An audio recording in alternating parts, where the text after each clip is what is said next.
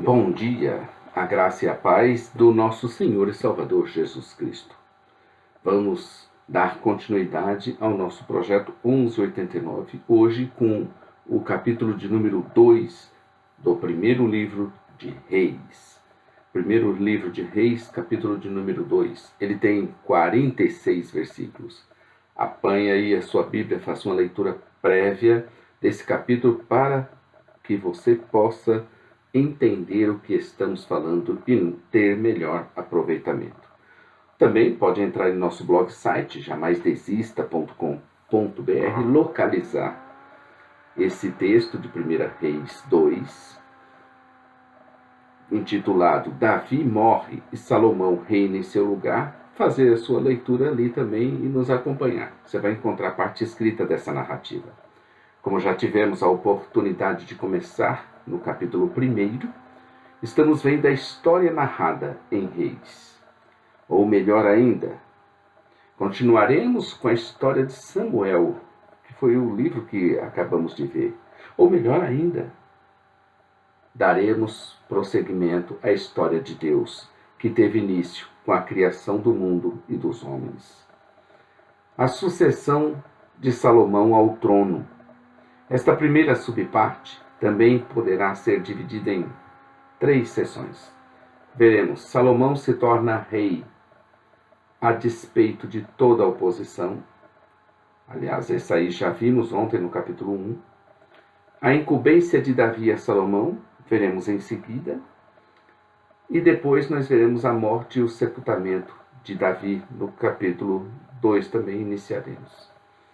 Davi agora estava velho, muito velho, à beira das portas da morte, e ele chamou pelo seu filho Salomão e deu a ele instruções a respeito de muitas coisas antes que morresse.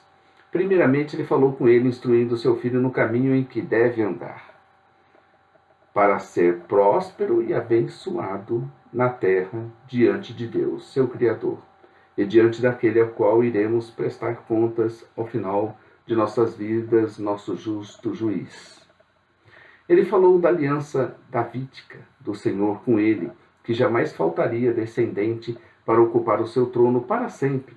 Mas isso se os descendentes fossem fiéis e guardassem aliança com Deus.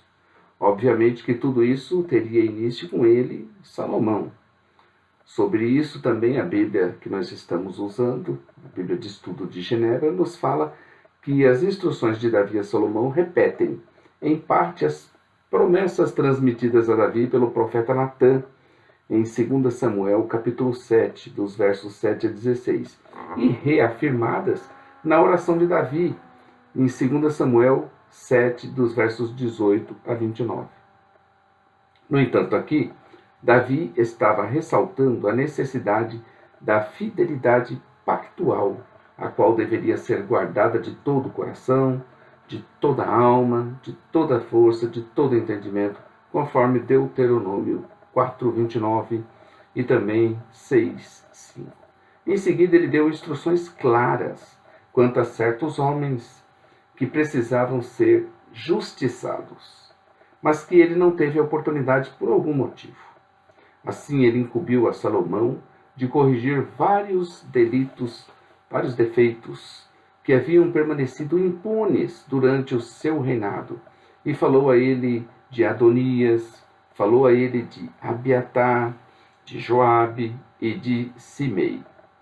Não era para ele ter por inculpáveis tais homens, e que ele, Salomão, usasse de sabedoria que Deus lhe estava dando para que fossem todos eles alcançados pela justiça divina, ainda em vida, antes das suas respectivas mortes. A morte e o sepultamento de Davi. Começa no capítulo 2, no verso 10. Após isso, velho e farto de dias, com uma vida abençoada e que nos serve de exemplo para imitarmos naquilo em que ele foi bom e nos desviarmos dele naquilo em que fracassou, finalmente Davi veio a óbito. Morreu Davi. No entanto, a semente messiânica não morreu, mas se transmitiu, e agora estava em Salomão, e Satanás sabia disso. O reinado de Salomão estava começando. Davi foi sepultado na cidade que passou a ser conhecida pelo seu nome. 2 Samuel 5,7. A cidade de Davi, ou seja, Jerusalém. A bênção da consolidação de Salomão. Deus abençoou Salomão com a capacidade de consolidar o seu poder, executando ou exilando inimigos, entre eles Adonias, Abiatar, Joabe e Simei. Esta segunda subparte também vai ser dividida em 4 seções. Adonias, Abiatar, Joabe e Simei. Cada um deles vai ter um destino. Adonias, muito esperto, tramou obter alguma vantagem, e quiçá o próprio reino, ao tentar conquistar a mãe do regente, Batseba, para negociar com seu filho a seu favor, seu filho Salomão, no pedido em que iria fazer. Ele queria obter a mão de Abisag, sunamita, em casamento. Não se sabe se Batseba estava sendo iludida por Adonias, ou se ela, já conhecendo seu filho e sua resposta, estava mesmo armando contra Adonias. O fato é que, quando chegou seu pleito a Salomão, este percebeu tudo e não titubeou nem um pouco, mas procurou se livrar imediatamente de Adonias, por perceber nele más intenções para com o reino de Israel. Benaia, filho de Joiada, agora homem fiel de Salomão e principal dos comandantes, sai de encontro sem misericórdia com Adonai e o executa. Contra Adonai. Abiatar. Com relação a Abiatar, ele reconheceu alguns feitos importantes que este fizera a favor de Davi, mas bane ele para Anatote, terra dos pais, distante dali alguns poucos quilômetros, 6 talvez. Entre os feitos importantes de Abiatar estava o transporte da arca, 2 Samuel 15, o compartilhamento das dificuldades enfrentadas por Davi, 1 Samuel 22, 23, 2 Samuel 17, 19. Abiatar era o mesmo sacerdote que ajudou Davi na ocasião da reconquista de Ziclag, das mãos dos amalequitas, e o mesmo que seguiu seu filho Adonias em uma quase revolta contra Davi. O escritor de Reis faz questão de ressaltar o cumprimento de promessas anteriores feitas por Deus. Nesse caso, a profecia de um homem de Deus acerca da destruição e eliminação da casa de Eli, do ofício sacerdotal, 1 Samuel 2, 30 a 36, foi cumprida no reinado de Davi. Uma justificativa das ações de Salomão lembra-nos a Bíblia de Estudo de Genebra, necessária porque Davi não havia pedido o julgamento de Abiatar. O destino de Joabe. Chegou a vez de Joabe, e este percebeu que as coisas estavam se encaminhando para um desfecho ruim para ele, pois Adonias fora morto e o sacerdote Abiatar banido. E o que ia acontecer com ele? Certamente ele pensava que seu fim estava muito próximo, assim ele correu e se refugiou no tabernáculo e se grudou nas pontas do altar. Benaia, novamente, é acionado por Salomão, que tomou conhecimento da ação covarde de Joabe e vai ao seu encalço, mas esse estava ali no tabernáculo. E ele voltou a Salomão para comunicar o que estava se passando. Salomão não titubeou diante do acontecido e claramente falou a Benaías para atacar ele ali mesmo, pois que seu sangue era contra ele mesmo, pelos crimes que tinha cometido, e que ele estaria impune estava impune todo esse tempo. Benaia era este homem de credenciais militares extraordinárias. 2 Samuel 23, de 20 a 22. Ele teve a oportunidade de mostrar toda a sua lealdade, tanto diante de Davi como diante de seu filho Salomão. E depois de executar Joabe, se tornou comandante sobre o exército de Salomão. Versos 34, 35 e também no capítulo 4, verso 4. O nome Benaia, ou na verdade, na maioria das vezes escrito Benaiah, Benaiahu, está entre os mais populares da Bíblia. Existem pelo menos 12 indivíduos diferentes com aquele nome. Sem dúvida, o mais conhecido deles é Benaia, filho de Joiada de Cabzeel, 2 Samuel 23, 20, que começa como subcomandante militar no reinado de Davi, 2 Samuel 8, 18, mas vai subindo e ganhando proeminência por seus feitos, com a morte dos filhos de Ariel de Moabe, de um leão em uma cova em um dia nevado, e de um egípcio com sua própria lança que arrebatou da sua mão. 2 Samuel 23, de 20 a 21.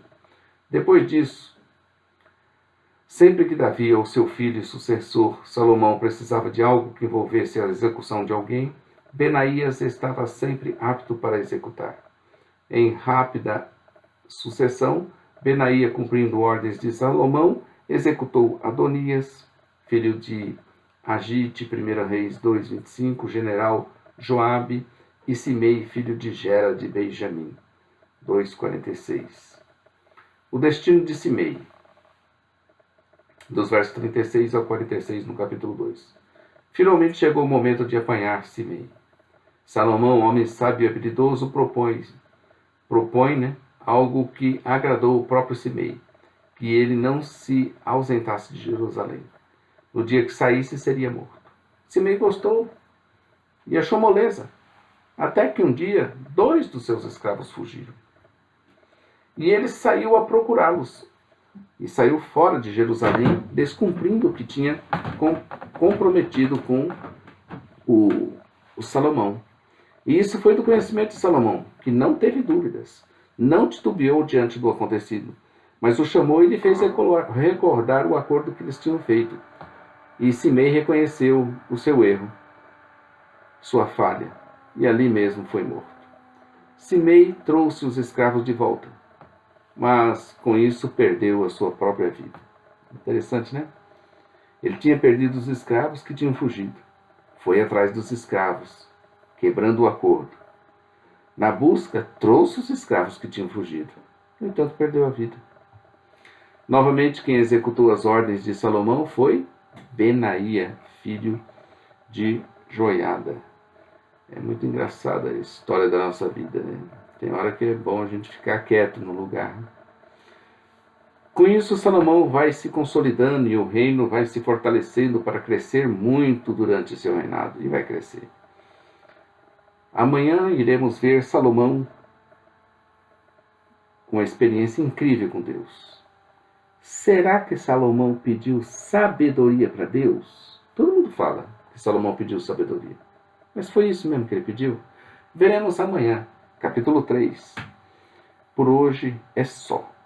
Esse foi o capítulo de número 2. Espero que você tenha gostado. Continue aí a compartilhar nosso material, divulgar. Inscreva-se no nosso canal, conheça a nossa loja virtual e todo o nosso material que nós estamos oferecendo. Deus abençoe você. Maranata, ora, ora, vem, Senhor Jesus. Um bom dia na presença de Deus.